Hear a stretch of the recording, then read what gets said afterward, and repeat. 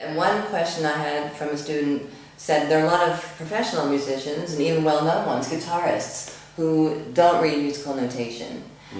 So I wanted to know, first of all, do you think that makes them any less of an artist, or does that kind of hinder the creativity at all, or does it make a difference? I'm sure it makes a difference. Yeah.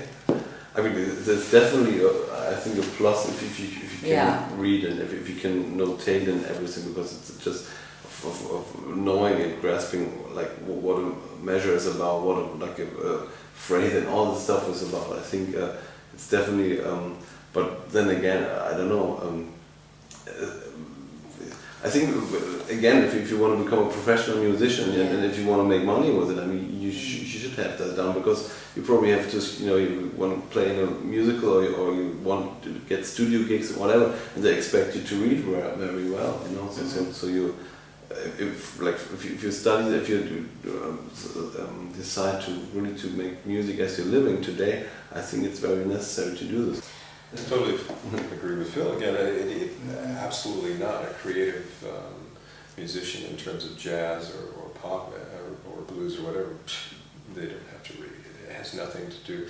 I mean, creativity is expressing yourself and finding your voice, and hopefully other people really like it and they're successful for that reason, but they didn't read music to get there.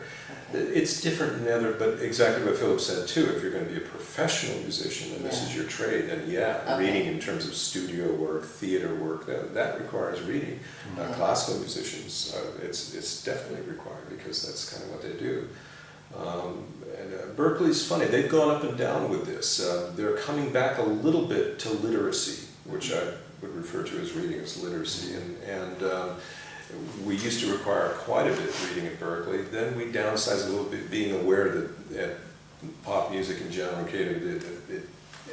reading isn't the #1 issue in terms of becoming a professional musician in those idioms, but we're coming back a little bit, thinking that it's good to have some general reading abilities, and I would have to agree. I'm not a great reader by a lot of the levels of some of the teachers there at school are amazing. I can function. You can get me in a room and I'll take a little bit, but I'm not going to waste it. I can interpret what's in front of me and eventually get it. And at least having that level allows me to play in different styles and with different people. So it's open, maybe we should put it that way, it's opened some doors that I couldn't open if I didn't read. But back to your question, it has really nothing to do with the creative force and what people ultimately strive for in certainly being a unique musician and a unique voice. For a student who has been mostly concentrating on learning songs with guitar tabs, though, how do you approach music? If you want to start learning musical notation, how would you approach that? Or what would your advice be? Again, it doesn't even, I've had some students that read tab and can't read well notation. I'm the reverse. I have a tough time with those numbers. I'm going, well, what fret is that on? It just has nothing to do with ultimately how they sound. I would almost, I don't know what to say on this. I've recommended to some of those students that maybe they could try to wean themselves a bit from tabs, so that because obviously reading music and notation is something you could share with every instrument, and if all this person can do is read tab, they certainly can't read something for or from another instrumentalist or instrument. So in terms of education and literacy and reading, I would say that's really kind of guitaristic if you only read tab. But tab is cool too for just guitar players, because it shows you the fingerings, and that's a good tool, mechanical tool, to see where the best fingering for a phrase or something is. So I can see the plus and the minus if it's just that. If that's all if you can, and then you could, I guess, pose the problem that if a lot of people publish tab, which we know a lot of guitar magazines do, that you're avoiding reading because you're making it easy for them to figure it out another way, where it might be slower for them to figure it out. So I'm somewhere in between, but again, it has nothing to do with the player ultimately. Yeah. But to become a professional musician, you have to deal with reading, no question. Yeah. And what we mean by professional is that you're making a living and making money doing it. Doesn't mean you've reached your pinnacle of creativity or anything. It just means that you can read and get gigs and doing that and stuff. And if they just do tab, it's going to be very limited. Okay, that's really important information. What do you think, Phil? Exactly the same. Ditto. Yeah. What he said. No, really, that's the thing. I think.